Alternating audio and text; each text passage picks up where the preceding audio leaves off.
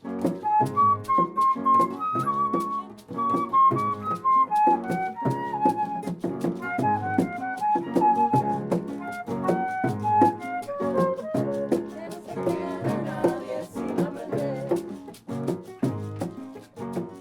a todos y todas, bienvenidos una vez más a Tierra Libre. Mi nombre es Mariano y el de mi compañera que está detrás de cámara es Coco. En el video pasado estuvimos viendo los distintos tipos de plantas que podemos cultivar en una huerta agroecológica familiar. Las clasificamos en 7 grupos según el aprovechamiento que haremos de ellas: frutos, hojas, tubérculos o raíces, plantas aromáticas, flores, cereales y leguminosas. En el día de hoy avanzaremos sobre las distintas formas de asociación de todos estos tipos de plantas para poder planificar adecuadamente nuestra futura siembra.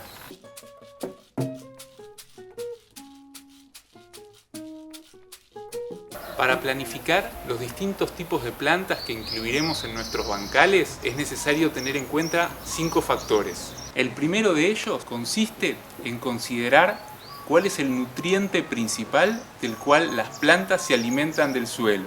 Entonces intentaremos a la hora de asociar cultivos de que hayan plantas de los distintos grupos que clasificamos e inclusive, si es posible, de todos ellos. Cuanto más combinados estén todos estos grupos de plantas, mayor será la biodiversidad, por ende mayor será el equilibrio natural, lo que permitirá que en nuestra huerta no proliferen plagas y que se mantenga la fertilidad del suelo.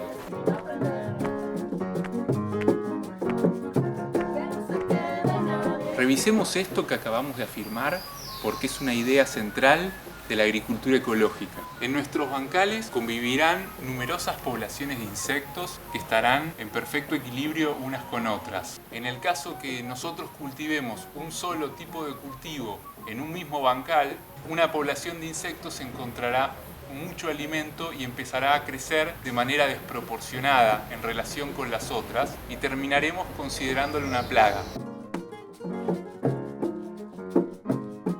En ese caso, como resultado de la poca biodiversidad, tendremos que intervenir en el ecosistema pulverizando con algún preparado orgánico para poder contener esa plaga. Del mismo modo, si sembramos poca diversidad de plantas, se agotarán ciertos nutrientes específicos que consumen estas plantas, no permitiendo que el suelo llegue a reponerse. Por ejemplo, dijimos que las hojas verdes son plantas que se alimentan principalmente del nitrógeno que hay en la tierra. Por eso, si sembramos un bancal entero de hojas verdes, digamos, pueden ser lechugas o inclusive algunas acelgas, se va a consumir solamente el nitrógeno que hay en el suelo y el suelo va a terminar desgastándose y perdiendo fertilidad.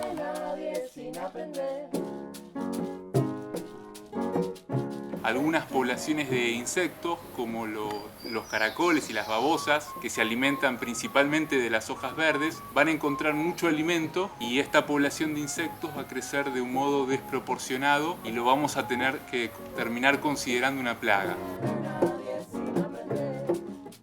En cambio, si cultivamos lechugas, que son plantas que aprovechamos por sus hojas verdes, y al lado colocamos una planta de berenjena, que es una planta que aprovechamos por sus frutos, y acá tenemos una zinnia, que es una planta que aprovechamos por sus flores, vamos a tener una biodiversidad que nos va a permitir un equilibrio natural en el cual no van a aparecer poblaciones de insectos que crezcan más que otras y por ende no tendremos plagas.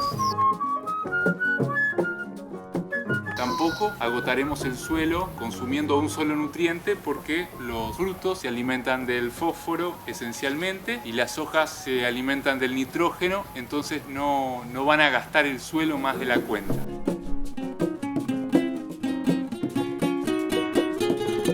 Una vez que tenemos en claro la importancia de la asociación de cultivos para favorecer la biodiversidad y el equilibrio natural del ecosistema, podemos pensar en el segundo factor a tener en cuenta. Si bien todas las asociaciones de cultivos son favorables, existen algunas asociaciones específicas que son particularmente benéficas. Podrían ser los maíces con alguna planta trepadora, como pueden ser los pepinos o algunas calabazas muy pequeñas que no impliquen demasiado peso para la planta, porque de este modo pueden ir trepando a través de los maíces y sus frutos quedan suspendidos en el aire y no se estropean.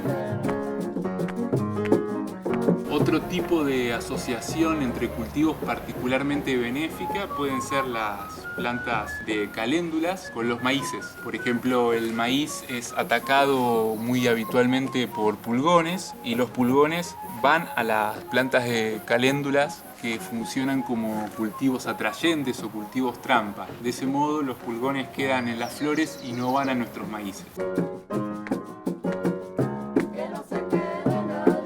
Otra asociación benéfica podría ser una planta de pimientos al lado de una de perejil. Es una aromática que por el fuerte aroma que tiene repele muchas de las plagas que atacan a las plantas de pimientos. Otra asociación benéfica podrían ser las plantas de habas con ajos, porque las habas son habitualmente atacadas por pulgones y los ajos poseen un aroma que repele a los pulgones. En sí existen numerosas formas de asociar cultivos particularmente favorables para repeler algunas poblaciones de insectos y proteger algunas plantas. Actualmente existe mucha información en internet que agricultores y agricultoras ecológicos familiares comparten.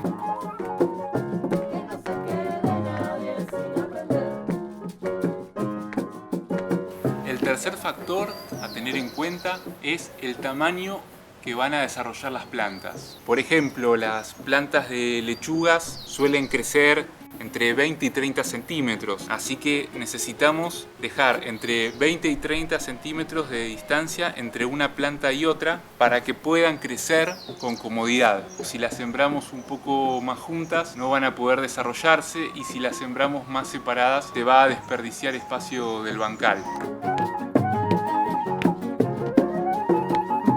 Otro ejemplo podrían ser las plantas de berenjenas. Se separan a 50 centímetros y de este modo cuando la planta empieza a crecer no invade el espacio de la planta que tiene al lado. Si las pusiésemos un poco más juntas no llegarían a crecer de manera plena.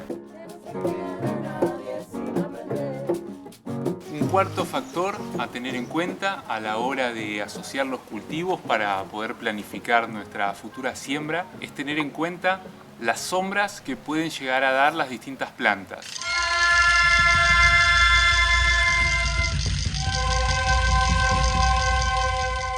Para eso es importante saber cuánto crecen en tamaño y en altura y considerar especialmente la ubicación en la que se encuentran en relación al sol para evitar que se den sombras entre ellas.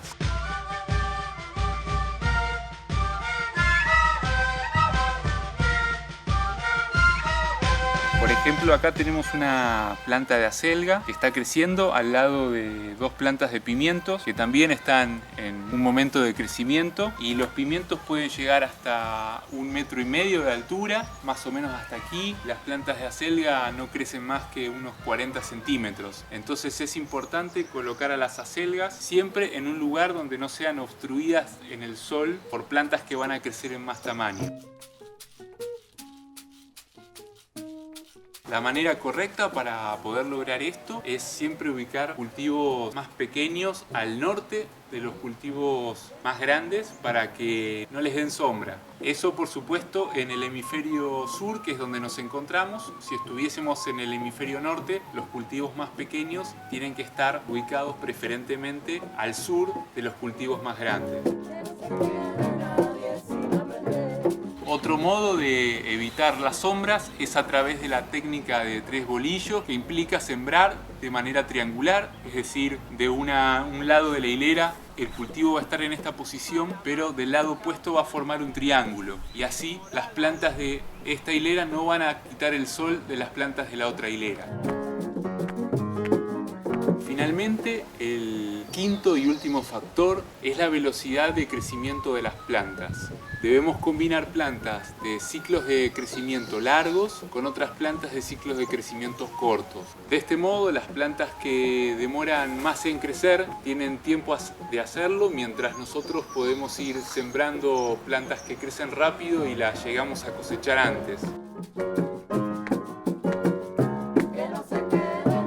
Por ejemplo, en este bancal nosotros hemos sembrado calabazas y rabanitos. En el caso de las calabazas son plantas de un ciclo largo de crecimiento, demoran a veces más de 4 meses, y los rabanitos son plantas que en el transcurso de 30 días podrían llegar a cosecharse. Así, cuando las calabazas empezaron a crecer, nosotros ya habíamos sembrado y cosechado los rabanitos. Otro ejemplo de las asociaciones que respeten las distintas velocidades de crecimiento de las plantas son plantas de tomates al lado de remolachas. Las plantas de tomate llegan a crecer mucho en altura y generan una sombra importante, así que para cuando les están dando sombras a las remolachas, nosotros ya las habremos cosechado y esto no va a ser un problema. Respetando entonces estos 5 factores que acabamos de mencionar para asociar adecuadamente los cultivos en nuestra huerta agroecológica familiar, existen innumerable cantidad de diseños que podemos realizar en los bancales, adaptándose a las necesidades de las familias y a los gustos personales también. Para concluir, reflexionando un poco acerca de lo que hemos aprendido el día de hoy, en la actualidad la agricultura dominante en el mundo son los monocultivos y los agronegocios. Estos siembran un solo cultivo en inmensas porciones de tierra, basan sus prácticas agrícolas en la explotación indiscriminada de los suelos y son prácticas agrícolas no sostenibles en el tiempo. El monocultivo genera una pérdida de fertilidad en los suelos al consumirse un solo nutriente por haber sido sembrado un solo tipo de cultivo. También, al haber tanto alimento junto para una sola población de insectos, proliferan continuamente plagas que atacan estos cultivos. Para sostener estas nocivas prácticas agrícolas se aplican miles y miles de kilos de fertilizantes y pesticidas químicos que provocan daños en el ecosistema, muchas veces irreversibles, aparte de graves enfermedades a la salud que son cada vez más frecuentes en las personas. En contraste, la agricultura ecológica familiar persigue como principal objetivo la asociación de una amplia diversidad de plantas. En el próximo video, con lápiz y papel, vamos a aprender cómo realizar diferentes diseños de bancales, lo que constituirá el paso previo a realizar nuestra siembra. Si les gustó el video, lo pueden compartir, se pueden suscribir al canal, pero lo más importante de todo es que compartan los conocimientos para que no se quede nadie sin aprender. Que no se quede nadie sin aprender.